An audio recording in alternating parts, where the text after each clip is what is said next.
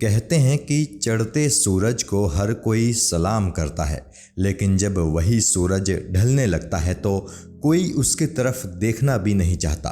बॉलीवुड भी एक ऐसी दुनिया है जिसकी चमक धमक के पीछे बहुत ही गहरा अंधेरा है, और जब कोई सितारा उन अंधेरों में खोता है तो कोई भी उसकी सुध लेना पसंद नहीं करता। यहाँ कई ऐसे सितारे हुए हैं जो कभी बेहद लोकप्रिय थे, लेकिन जब कामयाबी के शिखर से वो लुढ़कने शुरू हुए तो उन्हें संभालने की जहमत किसी ने नहीं उठाई, ना तो इंडस्ट्री के उनके दोस्तों ने और ना ही कभी उनकी हर अदा पर प्यार लुटाने वाली जनता ने। किस्सा टीवी आज आपको हिंदी सिनेमा के उन 4 एक्टर्स से रूबरू कराएगा जो कभी हर किसी के चहीते हुआ करते थे, लेकिन जब उनका आखिरी वक्त आया तो इन 4 को 4 कांधे मिलने तक मुश्किल हो गए।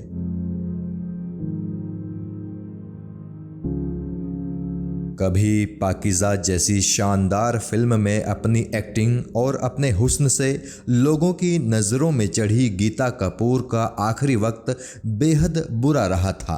गीता जब बूढ़ी हुई तो इनके बेटे से इनकी जिम्मेदारियां संभाली नहीं गई। गीता को ब्लड प्रेशर की शिकायत होने लगी। इलाज के बहाने इनका बेटा राजू इन्हें मुंबई के गोरेगांव स्थित SRV हॉस्पिटल ले आया। यहाँ डॉक्टर्स से इनके बेटे ने कहा कि आप इनका इलाज शुरू कीजिए और मैं ATM से पैसे निकाल कर लाता हूँ। इसके बाद वो अस्पताल से चला गया और फिर कभी दोबारा लौटकर नहीं आया। बेटा नहीं आया तो गीता कपूर ज़ोर ज़ोर से अस्पताल में रोने लगी और रोते हुए उनका वो वीडियो खूब वायरल हुआ। गीता कपूर की खबर मीडिया के ज़रिए समाज में फैली तो फिल्म इंडस्ट्री से कुछ लोग उनकी मदद के लिए आगे आए, लेकिन वो बेटा जिसे गीता कपूर ने पाल पोष कर बड़ा किया था वो कभी दोबारा उनसे मिलने नहीं आया। गीता कपूर ने बताया था कि उनका बेटा राजू अक्सर उनके साथ बुरा बर्ताव करता था और कई दफ़ा तो हाथ तक उठा देता था। गीता कपूर की ख्वाहिश थी कि ज़िंदगी के आखिरी साल उन्हें किसी ओल्ड एज हाउस में ना गुजारने पड़े।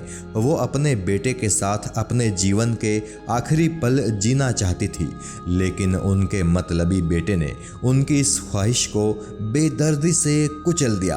गीता को ओल्ड एज हाउस में ही जाना पड़ा और वहीं पर 27 मई 2018 को गीता ये दुनिया छोड़कर चली गई।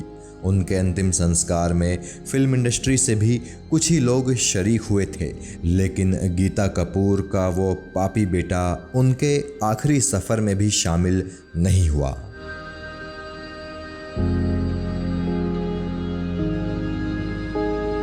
साल 1965 में रिलीज़ हुई फिल्म वक्त का गाना ऐ मेरी ज़ोहरा ज़बी आज भी लोग बड़े शौक़ से गुनगुनाते हैं। फिल्म में बलराज साहनी वो गाना अपनी पत्नी के लिए गाते हैं और उनकी पत्नी होती हैं अभिनेत्री अचला सचदेव।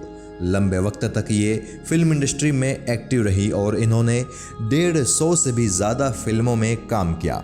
शाहरुख खान की DDLJ में सिमरन की दादी के रोल में भी अचला सचदेव ही नजर आई थी। फिल्म इंडस्ट्री छोड़ने के बाद अचला अपने पति क्लिफर डगलस पीटर्स के साथ पुणे रहने के लिए आ गई थी। पुणे के हडपसर इलाके में अचला के पति क्लिफर डगलस पीटर्स की एक फैक्ट्री थी जिसका नाम था मॉरिस इलेक्ट्रॉनिक्स।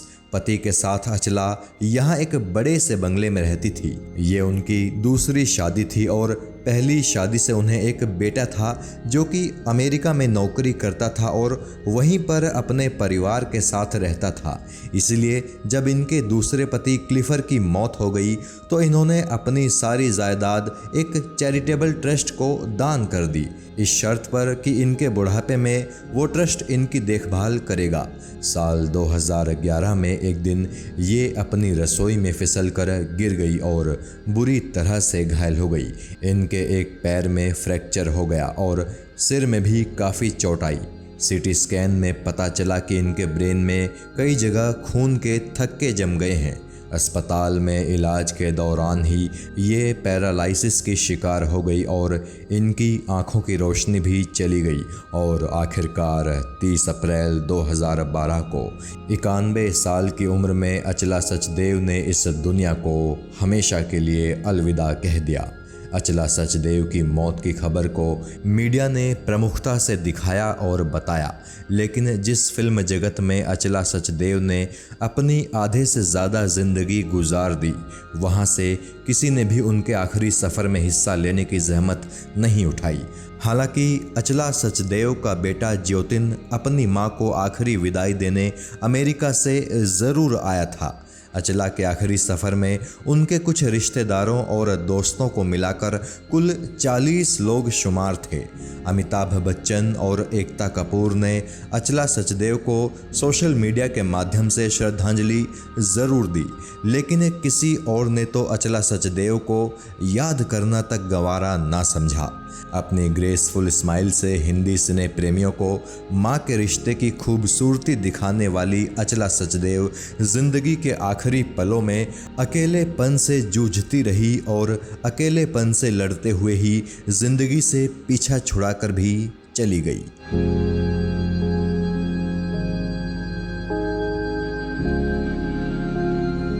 विमी की कहानी इन सभी सितारों में शायद सबसे ज़्यादा दर्द भरी है। विमी एक बेहद अमीर खानदान से ताल्लुक़ रखती थी। किसी तरह विमी को बी.आर. चोपड़ा की फिल्म हमराज में काम करने का मौका मिला और हमराज के बाद अचानक ही विमी रातों रात लोकप्रियता के शिखर पर जा पहुंची थी। फिल्मों में काम करने के चलते इनके ससुराल वालों ने इन्हें और इनके पति को परिवार से बेदखल कर दिया था।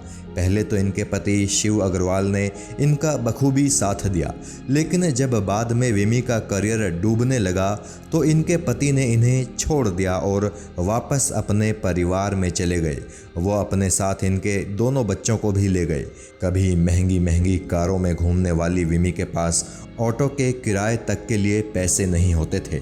आलम ये था कि विमी को कोई भी डायरेक्टर अपनी फिल्म में लेने के लिए तैयार नहीं होता था। चारों तरफ से गमों में डूबी विमी ने आखिरकार शराब पीना शुरू कर दिया, लेकिन शराब भी विमी को ऐसी पीनी पड़ रही थी जिसे झुग्गी बस्तियों के शराबी पीते थे। कहा तो ये भी जाता है कि अपनी बुनियादी ज़रूरतों को पूरा करने के लिए विमी ने अपना जिस्म भी बेचना शुरू कर दिया था। हद से ज़्यादा शराब पीने के कारण विमी बीमार रहने लगी और उनकी बीमारी हर दिन तेज़ी से बढ़ती जा रही थी। आखिरी दिनों में विमी के साथी रहे जोली नाम के एक आदमी ने विमी को एक दिन मुंबई के नानावटी अस्पताल में भर्ती करा दिया। उसी अस्पताल में विमी ने 22 अगस्त 1977 को ये दुनिया छोड़ दी। हालात ये थे कि विमी की लाश को अंतिम संस्कार के लिए शमशान घाट तक ले जाने के लिए गाड़ी का भी इंतज़ाम नहीं हो पाया था। उन्हें एक ठेले पर रखकर शमशान तक ले जाया गया। किस्सा टीवी पर विमी की ज़िंदगी के हर पहलू से जुड़ी पूरी कहानी मौजूद है। आप चाहें तो वो भी देख सकते हैं।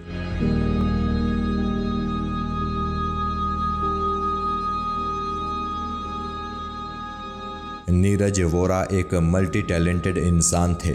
इन्होंने न सिर्फ एक्टिंग की बल्कि फिल्मों के लिए राइटिंग की, डायरेक्शन किया, स्टोरी लिखी और स्क्रीन प्ले भी लिखा। दिग्गज डायरेक्टर रहे आशुतोष गोवारिकर के बचपन के साथी रहे नीरज वोरा का बॉलीवुड में काफ़ी बड़ा मुकाम था, जहां काम में नीरज हर दिन तरक्की की सीढ़ियां चढ़ते जा रहे थे, तो वहीं अपनी पर्सनल ज़िंदगी में नीरज को बहुत दुख झेलने पड़ रहे थे। उनकी पत्नी अचानक ये दुनिया और उन्हें छोड़ कर गई तो वो अंदर ही अंदर से बुरी तरह से टूट गए। बाद में जब इनके माता पिता भी दुनिया से चले गए तो नीरज एकदम अकेले रह गए। वो अकेलेपन का शिकार हो गए। हालांकि अकेलेपन से लड़ने के लिए उन्होंने खुद को काम में बहुत ज़्यादा बिजी कर लिया। हेरा फेरी और फिर हेरा फेरी की कहानी नीरज वोरा ने ही लिखी थी। इसी सीरीज़ की तीसरी कहानी के सिलसिले में वो दिल्ली से मुंबई आए थे, लेकिन दिल्ली में इन्हें एक बहुत तगड़ा दिल का दौरा पड़ा और इन्हें इलाज के लिए एम्स में भर्ती कराया गया। नीरज कोमा में चले गए। नीरज की बीमारी का पता जब इनके सबसे जिगरी दोस्त फिरोज़ नाडियाडवाला को चला तो वो इन्हें दिल्ली से मुंबई ले आए और फिरोज़ ने अपने घर का एक कमरा इनके इलाज के लिए आईसीयू में तब्दील करा दिया। नीरज की देखभाल के लिए एक नर्स 24 घंटे वहीं रहती थी। नीरज की हालत में कुछ सुधार भी हुआ था, लेकिन 14 दिसंबर 2017 के दिन अचानक फिर से नीरज की तबीयत दोबारा ख़राब हो गई और मल्टीपल ऑर्गन फेलियर के चलते उनकी मौत हो गई। नीरज के आखिरी सफ़र में उनका कोई अपना मौजूद नहीं था।